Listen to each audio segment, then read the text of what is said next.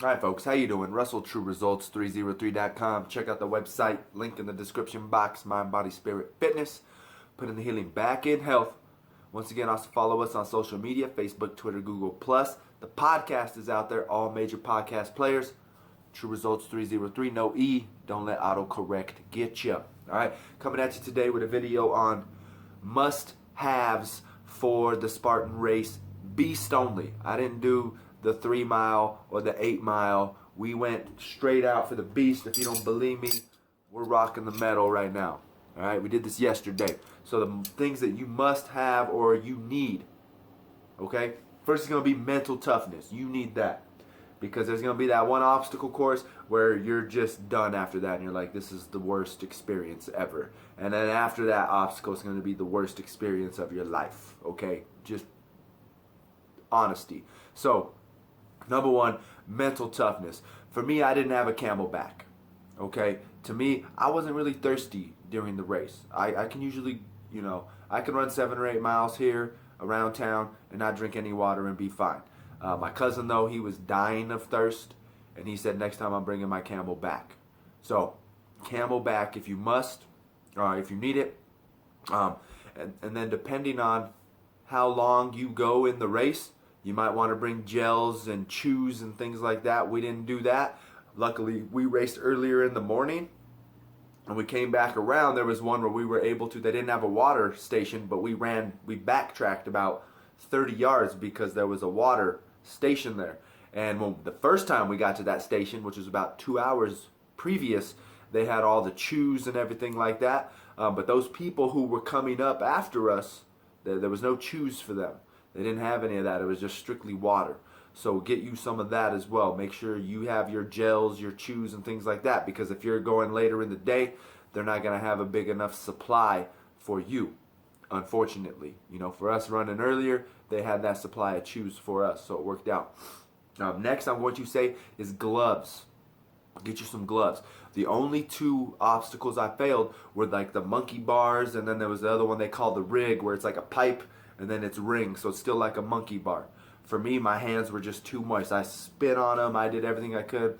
I made it, on the monkey bars, I made it like 2 rings and my hands just slipped off. Now when I did the rope climb and I had to do that Hercules hoist with the rope, perfect. I didn't have any problem with my grip. But when it came to holding onto those metal objects and things like that, I slipped. So have a pair of gloves with you in case you fail that first obstacle and you need gloves for that next one. That's what I'm going to say. So you need gloves just in case. I don't know how your grip is. If you're going to be training prior and you're going to be doing the rings, and no, because I didn't train for the rings. Otherwise, I probably would have known, hey, my hands are just not where, they're not dry enough. So gloves just in case. Next, I'm going to say long socks or spandex pants. And the reason why is if you get that inverted rope, you can see here I got this big old scab now on the back of my leg from that inverted rope because you're hanging upside down like that and pulling yourself. So I had 2 knee braces, so luckily I was just hanging there and I pulled my knee brace down and then I put the rope on the brace and then I pulled myself.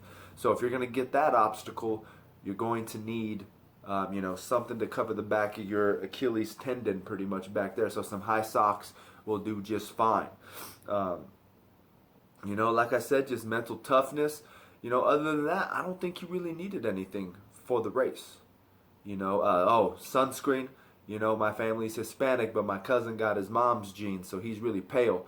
And we couldn't find any sunscreen. So we're walking down the mountain because I had to go get a new thing for my bracelet, my little tracker, because my bracelet didn't work.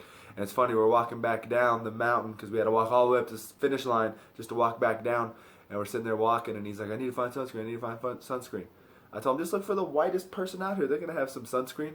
And there's this big black guy standing next to us. He just starts laughing. He's like, ain't that the truth? He's like, I guarantee you that person will have some sunscreen. He goes, I put mine on this morning. And we all just start laughing, But sunscreen, water. I just used my regular shoes. I didn't buy any shoes or anything like that. Like I said, maybe gloves for that Hercules hoist as well. Just be prepared with the gloves. Um, yeah, just mental toughness. Other than that, I don't think I really needed anything. Like I said, I didn't have water. I didn't have a camelback. I didn't have the gloves. If I would have had the gloves, I probably would have only had to do 30 burpees because I probably would have been able to grip that ring more and the bar more the second time because it was right at the end. Uh, there's a couple water courses, but you're not really going to change. Afterwards, a change of clothes. That's what you probably need afterwards, a change of clothes, because we had some people in our team go further back in the, we left them on the course and we just ran. So I would say get a change of clothes if you have to wait at the finish line. And then towards the end, my buddy left us, but I would say check your bag, especially if you are the passenger in the car. This will be important because I was trying to get my buddy to leave the rest of the pack and us take off, and he wouldn't. And he kept saying, well, Drew's my ride, Drew's my ride. It's like, dude, I left my ride freaking 2 hours ago, But so he got to the finish line first before everybody because he just decided to leave everybody. And when he got down there, his change of clothes was in someone else's car. So he sat, and then there was a water obstacle at the end. And then it got windy and the sun went away. So he was just, by the time we finished the race, he was just like this. He was just like, I'm freezing, I'm freezing. So if you're the passenger of the car, check your bag. It's $5. Check your bag so you have your change of clothes so you don't have to wait. We finished the race and then we had to wait another 2 hours before the other people in our group finished. But I had my hoodie, I had my sweats. My cousin didn't have sweats, so take yourself a pair of shorts and a pair of sweats. Because I had sweats and my hoodie. And my cousin, he was like freezing. Because like I said, by then it was almost 6:30, 7 o'clock at night in Breckenridge on the mountain. So take a change of clothes, check your bag. Don't leave it in someone's car. Check your bag so just in case you finish before this person, you can change and be dry. If not, you're going to be sitting down there waiting, freezing your butt off. So it's like, oh yeah, let's just keep everything in the car and, we'll get it at the end. Yeah, but if you leave the person on the mountain, you're going to get shafted.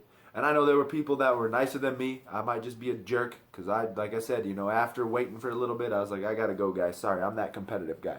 There are some nicer people out there where they're waiting, 5-10 minutes after every single obstacle. And it's like, I didn't want to be on the mountain for 9 hours. I'd rather sit at the base for 2.5 or whatever and wait for people to come. You're still there. In my opinion, you're still there. Just because I didn't race side by side with my cousin Dustin, my buddy Ken, I still know what they're going through. I just did it. You know what I mean? I just did it. And even on the course, even when you're doing the obstacles, you're walking past your people anyways. You know what I mean? So majority of the time, you're just getting motivation from those around you. Like me, I'm not a talkative person. Which is probably funny because I got this YouTube channel with all this stuff. In real life, I'm not a talkative person, but when you're all out there freaking dying and, I would make sure if I was carrying my sandbag or something, I'd drop it next to someone like, how you feeling, brother? How you feeling? Horrible, or there's some girl, she's struggling and she's just like, my hands hurt. I was just like, abandoned sandbag, abandoned bucket. Just who cares? Just drop it, just run. Or earlier in the race, a girl was stomping out her boyfriend or her husband, whoever, on this huge mountain climb. And then at the end, they were coming around, and I was waiting for my cousin, and I still saw her, and she was behind her boyfriend. And I was like, "Come on, you can't let him. We saw you on that mountain dominating. You can't let your man beat you. We saw you. So you're talking with everyone around you. What the heck was that? Oh, that was the GoPro powering off. But like I said, you're out there with everybody, There's people motivating you. If you finish the race, I know exactly what you've been through. I went through the same thing. In my opinion, it's if you leave someone, it's not a bad thing as long as you don't leave them single. Don't leave them behind. That's one thing I would say. Don't leave them behind. The only reason why I left my buddy Ken was because he was with my cousin. If it would have came down to it, if I'm just going with someone, like especially if you're going with your girlfriend, you can't leave your girlfriend. You can't leave your wife. You know what I mean? I think if you've got that competitive edge, even if it was just me and a friend, I would be like, dude, you can leave me. It's all good, because I'm competitive. I want to see what the best time is that I can get.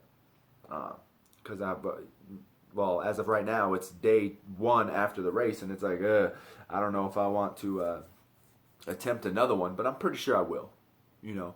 And I want to have that, you know, a quality time to make sure that I can beat. My time would have been a little bit better if we weren't in that group, because like I said, I was still waiting, and I'm sure my friends and family would have caught up to me. But of course, still, it's not the best time I could have gotten, but it was a decent time. So, you know, it's just trying to set that standard for the next one. But like I said, I think that's it. You know, maybe a change of socks when you go through the water if you want. But like I said, I think that's it. Sunscreen, gloves just in case, hydration, fruit, things like that, whatever those are, just in case. Other than that, it's just mindset. You just run, like my cousin kept saying at the finish line when people were coming by. It's mind over matter. If you don't mind, it don't matter. You know what I mean? So in my opinion, that's it. There's really nothing to it. Just bring yourself, your friends, some heart, and that never give up attitude. So I hope this helps. Subscribe to this channel. We got fitness, spirituality, nutrition. We got everything you need right here. Plus the podcast. Check us out on social media: Facebook, Twitter, Google+. True Results 303. No E in that true. Subscribe to this channel. Share and like these videos.